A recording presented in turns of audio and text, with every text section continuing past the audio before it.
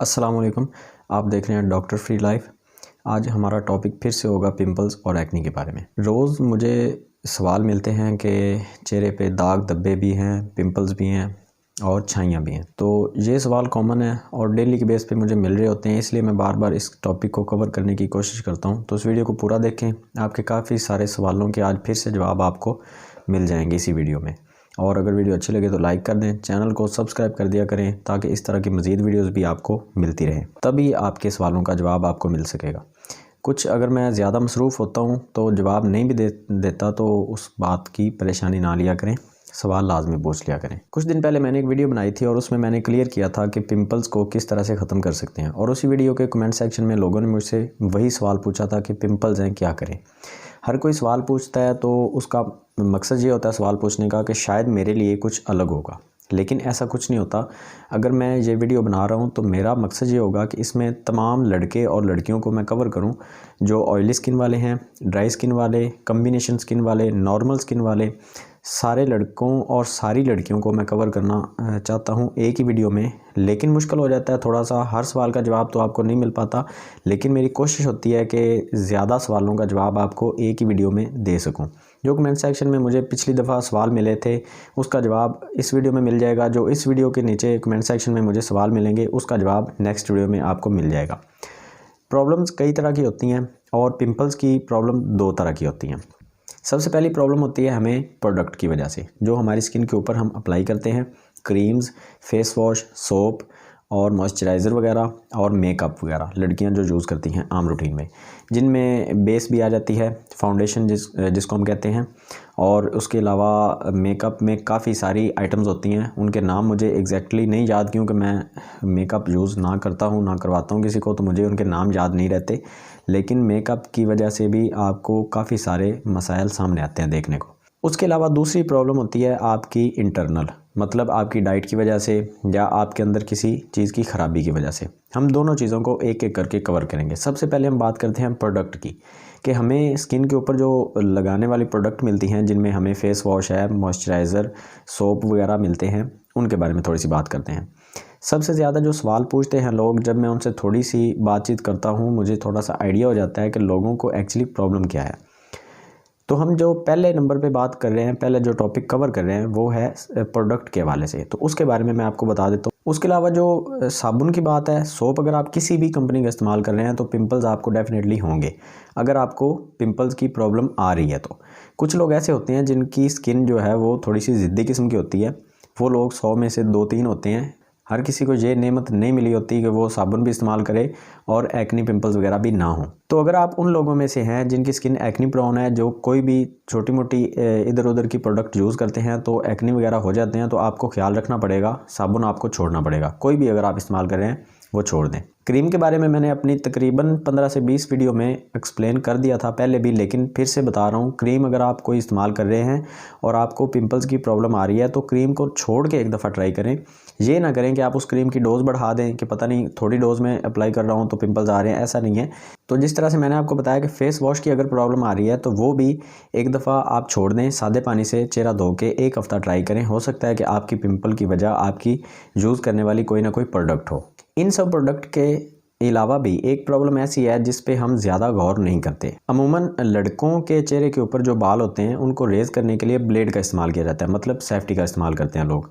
ये जो सेफ्टी होती है इसका इस्तेमाल अक्सर लड़के ऐसे भी करते हैं जो अपने पूरे चेहरे पे इसको इस्तेमाल कर लेते हैं, लेकिन उनको पिंपल नहीं होते। तो जैसा कि मैंने आपको पहले क्लियर किया कि 100 में से 2-3 या 5-4 लड़के ऐसे भी होते हैं जिनकी स्किन थोड़ी सी ज़िद्दी टाइप होती है और उनकी स्किन थोड़ी सी मोटी होती है, उनको पिंपल्स की प्रॉब्लम नहीं आएगी, और उनकी स्किन नॉर्मल होगी तो ऐसे लोगों को पिंपल्स नहीं आएंगे। आप उनकी नकल करके अगर आप भी ब्लेड का इस्तेमाल करते हैं और आपकी स्किन थोड़ी सी सेंसिटिव है या आपकी स्किन एक्नी प्रोन है, मतलब कि आपको पिंपल्स वगैरह निकलने की प्रॉब्लम पहले से आ रही है, ऊपर से आप ब्लेड इस्तेमाल करेंगे तो ये प्रॉब्लम मज़ीद बढ़ती जाएगी और पिंपल्स जो हैं वो मोटे होना शुरू हो जाएंगे और उनमें ज़्यादा लिक्विड आपको देखने को मिलेगा। जो पिंपल्स वगैरह में आपको अमूमन देखने को मिलता है, पीले रंग का पानी होता है, तो बहुत ही दर्द भी होती है और बहुत ही ज़्यादा बुरे भी लगते हैं और उनके निशान भी बाद में ज़्यादा बड़े हो जाते हैं। तो ब्लेड से भी परहेज़ करें। इसके अलावा जो हमारे चेहरे पे बाल होते हैं, लड़कियों के और लड़कों के दोनों के ही बाल रेज़ करने के लिए धागे का इस्तेमाल किया जाता है। हमाम में, ब्यूटी पार्लर्स में धागे से लड़कियां या लड़के बाल जो हैं वो उखाड़ते हैं। उनको हम बाल रेज़ करना नहीं कह सकते, वो बाल उखाड़े जाते हैं, मतलब कि स्किन में से बाल अपनी जड़ से उखाड़ लिया जाता है। ये जो प्रोसेस होता है इसमें भी एक्नी के बनने के काफ़ी सारे चांसेस बढ़ जाते हैं। उसकी वजह ये होती है कि वो जो मुसाम जिसमें से बाल निकला होता है उसमें दोबारा डस्ट जमा हो जाती है। किसी न किसी गलत प्रोडक्ट के इस्तेमाल से भी हो सकता है, आपके माहौल की ख़राबी की वजह से भी हो सकता है। वो जो डस्ट उसमें जमा होगी उससे इन्फेक्शन होगा और उस इन्फेक्शन से भी आपको एक्नी होने के काफ़ी सारे चांस होते हैं। मतलब कि 90% चांस है कि अगर आप बाल रेज़ कर रहे हैं या आप बाल जो है वो धागे से आप बाल ख़त्म करवा रहे हैं, तो जिसको हम थ्रेडिंग बोलते हैं, अगर आप थ्रेडिंग वगैरह करवा रहे हैं ट्यूज़र से या धागे से, एक ही बात है।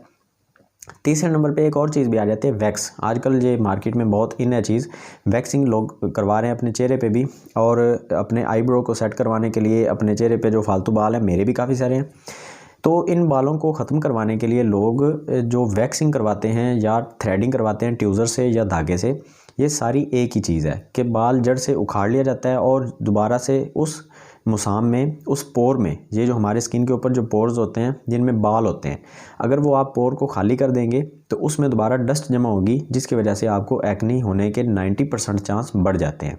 तो ये आपने चीज़ें अवॉइड करनी है अगर आपकी स्किन एक्नी प्रोन है और आपको एक्नी देखने की प्रॉब्लम मिल रही है, तब आप इन चीज़ों से परहेज़ करें। अगर आपकी स्किन के ऊपर कोई ऐसा मसला नहीं है तो आप अपनी चीज़ों को कैरी रख सकते हैं। आप सोप वगैरह इस्तेमाल कर रहे हैं तो कोई प्रॉब्लम नहीं है, आपकी स्किन ज़िद्दी टाइप है तो कोई मसला नहीं है।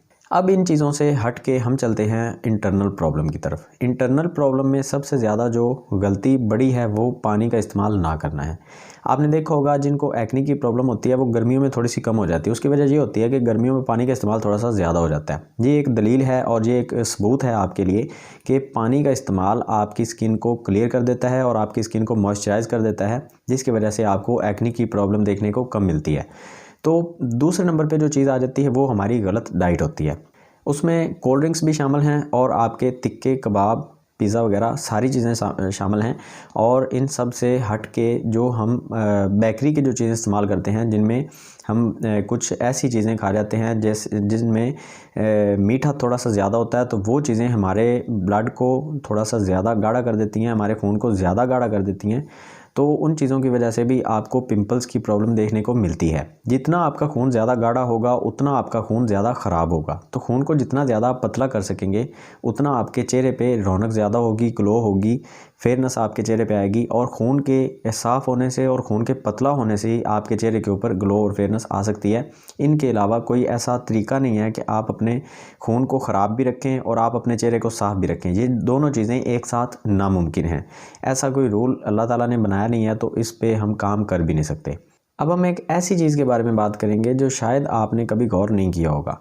जिन लोगों की किसी न किसी मसले में मेडिकेशन हो रही होती है कि वो कोई भी दवाई खा रहे होते हैं, वो एलोपैथिक की हो, होम्योपैथिक की हो या यूनानी हो, जब लोग दवाई का इस्तेमाल करते हैं तो उनके चेहरे के ऊपर पिंपल्स की मिकदार बढ़ जाती है। अगर उनकी स्किन एक्नी प्रोन है तो, अगर वो पिंपल्स के शिकार नहीं है पहले तो कोई बात नहीं, नॉर्मल है तो ठीक है। लेकिन अगर आपके चेहरे के ऊपर एक्नी है तो जब आप कोई भी दवाई का इस्तेमाल करेंगे वो प्रॉब्लम बढ़ जाती है। उसकी वजह ये होती है कि कोई भी दवाई जब आप इस्तेमाल करते हैं उसका इफ़ेक्ट डायरेक्टली आपकी स्किन के ऊपर भी आता है और आपके ब्लड के ऊपर भी आता है। आपका खून उससे थोड़ा सा ज़्यादा गाढ़ा हो जाता है।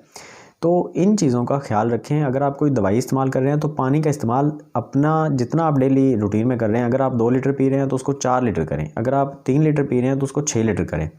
अगर आप 4 लीटर पानी पी रहे हैं तब तो ठीक है, लेकिन फिर भी आप कोशिश करें कि 4 से 5 या 6 लीटर तक पहुंच जाएं तो थोड़ा सा ज़्यादा बेहतर है। मिनिमम आप 4 लीटर का इस्तेमाल लाजमी करें, क्योंकि दवाई के साथ तो पानी मस्ट है। अगर आप पानी का इस्तेमाल नहीं करेंगे तो फिर पिंपल्स मस्ट हैं। तो ये मैंने आपको इंटरनल भी बता दिया और एक्सटर्नल भी बता दिया। अभी भी आपके ज़हन में कुछ सवाल ऐसे होंगे जो मेरे ख्याल से क्लियर शायद नहीं हुए होंगे, क्योंकि एक ही वीडियो में सारी बातें कर देना नामुमकिन होता है ऑलमोस्ट। तो आप इस तरह से किया करें कि आप इंस्टाग्राम पे भी डीएम कर सकते हैं, लेकिन कमेंट सेक्शन में अपनी प्रॉब्लम लाजमी मेरे साथ शेयर किया करें। और हो सके तो इंस्टाग्राम पे ज़रा फॉलो भी कर दिया करें और अपनी प्रॉब्लम भी मेरे साथ शेयर कर दिया करें। और चैनल को सब्सक्राइब करना बिल्कुल भी ना भूलें, क्योंकि इन्हीं टॉपिक के बारे में नेक्स्ट वीडियो में फिर से बात करेंगे। और जो भी आपके सवालात इस वीडियो के नीचे मुझे आप बताएंगे, उनके जवाब आपको नेक्स्ट वीडियो में मिल जाएंगे। तो फ़िलहाल आज के लिए इतना ही। दुआओं में याद रखें। अल्लाह हाफिज़।